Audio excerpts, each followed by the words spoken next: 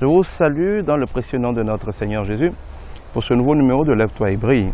Le thème aujourd'hui c'est « Les chrétiens ne sont pas des crétins et aucun crétin n'est un chrétien ». C'est un sujet qui me tient à cœur. Quand j'ai donné ma vie à Jésus, que j'ai rencontré Jésus, la première chose qui m'est arrivée, c'est que je me suis demandé si j'étais censé devenir comme plein de gens que je connaissais, qui sont réputés des chrétiens, mais dont la vie ressemblait davantage à la vie d'un crétin qu'à la vie d'un chrétien. Des gens qui étaient pauvres, des gens qui étaient misérables, des gens qui étaient mendiants, des gens qui étaient méchants, des gens qui étaient arrogants, des gens qui se plaignaient tout le temps, des gens qui sont tout simplement des mauvais témoignages pour l'évangile. J'ai dit à Dieu, veux-tu que je ressemble à ça? Je rends grâce à Dieu dans son infinie miséricorde, il ne m'en a pas voulu. Il m'a dit non, tu ne ressembleras pas à ça, parce que ça ne vient pas de moi. J'ai dit dans ma parole qu'on reconnaît un arbre à ses fruits. Tu ne peux pas voir des cactus et croire qu'ils viennent d'un oranger ou d'un manguier. Tu ne peux pas voir des cactus et croire qu'ils viennent d'un papayer. Si c'est des cactus, ça ne peut pas venir du manguier. Pour que cela vienne du manguier, il faut que tu aies vu une mangue. Cela veut dire quoi? Dieu est bon, il est sage, il est intelligent. Il dit dans sa parole, et c'est vrai, toute la création proclame sa gloire. Les scientifiques sont tous les jours hébétés de voir la gloire de Dieu. Au mieux, ils décrivent une petite partie de ce que Dieu fait. Et encore, ils n'ont rien compris de l'essentiel. Et quand ils décrivent les choses, ils ne peuvent jamais vous dire où ça commence et pourquoi, ni vous dire où ça va. En fait, Dieu est tellement sage, tellement intelligent, tellement brillant, que les scientifiques ne font que courir après lui pour découvrir par petits morceaux ce qu'il a fait. Regardez par exemple l'avion. L'avion n'a pas été inventé par le génie de l'homme. L'avion est une imitation de l'oiseau. L'oiseau a des ailes, il a une forme aérodynamique, il est capable de voler. L'homme a observé l'oiseau, ce petit truc qui n'a l'air de rien créé par Dieu. Et il a regardé comment l'oiseau fonctionne, quelles étaient les technologies, les principes, les lois de la nature qui étaient mises en œuvre pour qu'un oiseau puisse voler comme il veut, puisse planer. Et l'homme a imité simplement Dieu en fabriquant des avions. C'est pour beaucoup de choses. Beaucoup de choses, quand vous prenez par exemple les médicaments. On nous parle aujourd'hui d'une industrie pharmaceutique qui gagne des millions en produisant des médicaments. À tout et à rien. Mais la vérité, c'est qu'ils n'ont fabriqué aucun médicament. Tous les médicaments sont des principes actifs, extraits de plantes, d'algues et de choses qu'il y a dans la nature. Ce n'est pas les scientifiques qui ont mis dans la quinine la capacité de guérir le palu. Ce n'est pas eux qui ont mis dans l'eucalyptus la capacité de guérir les congestions nasales. Ce n'est pas eux qui ont mis dans l'ail la capacité de lutter contre les inflammations et consorts. Ils n'ont rien créé. Même ce qu'on appelle aujourd'hui les antibiotiques et consorts sont des éléments naturels, sont des choses de la nature qu'ils ont récupérées, qu'ils cultivent et qu'ils essaient d'utiliser. Les scientifiques n'ont rien créé. Dieu a fondé le monde sur sa sagesse, mes amis. Il l'a affermi par son intelligence et il l'a rempli par sa connaissance.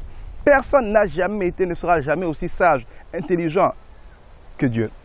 Lavoisier, un grand scientifique, l'a confirmé quand il a dit « Rien ne se crée par nous, les scientifiques.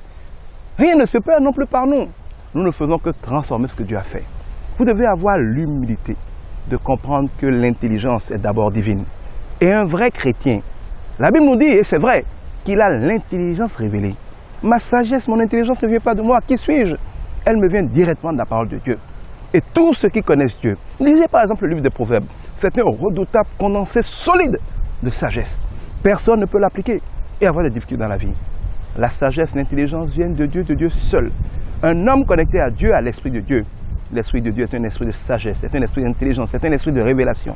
Il n'est pas possible d'avoir Christ en soi, d'être un véritable chrétien, mort à lui-même, à sa chair, à ses ambitions, dans lequel Christ vit, et être un crétin. Ce n'est pas possible. Aucun crétin n'est un vrai chrétien. Les chrétiens sont des gens qui se font passer pour les chrétiens. Et parce que tout est écrit, la Bible nous en parle. La Bible nous dit qu'il y a beaucoup d'appelés, mais qu'il y a très peu d'élus. Je suis tenté de dire, quand j'observe que la grande majorité, pour ne pas dire parfois 80%, des gens qui fréquentent les églises aujourd'hui, en tout cas dans notre pays, le Bénin, au Togo, dans la sous-région telle que je regarde, 80% des gens qui fréquentent les églises ne sont pas des chrétiens. C'est des gens qui sont appelés à l'église parce qu'ils ont eu des problèmes, parce qu'ils sont en train de chercher le Jésus qui va les sauver.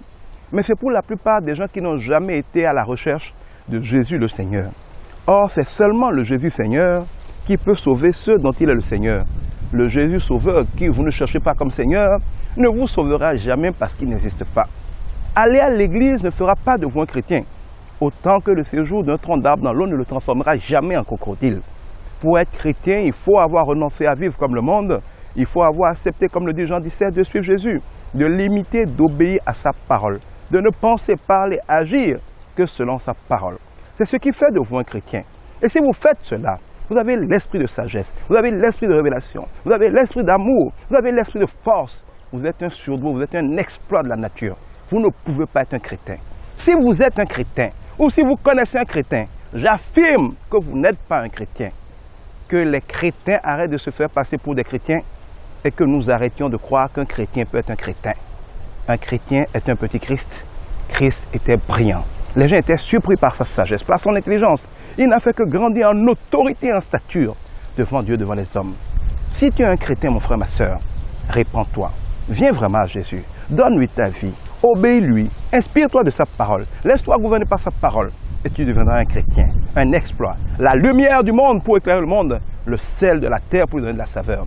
Tu n'es pas censé perdre ta saveur au risque d'être foulé, comme les chrétiens sont foulés en se faisant passer pour des chrétiens. Je le répète, un chrétien n'est jamais un chrétien et un chrétien ne peut pas être un chrétien. Que Dieu vous bénisse.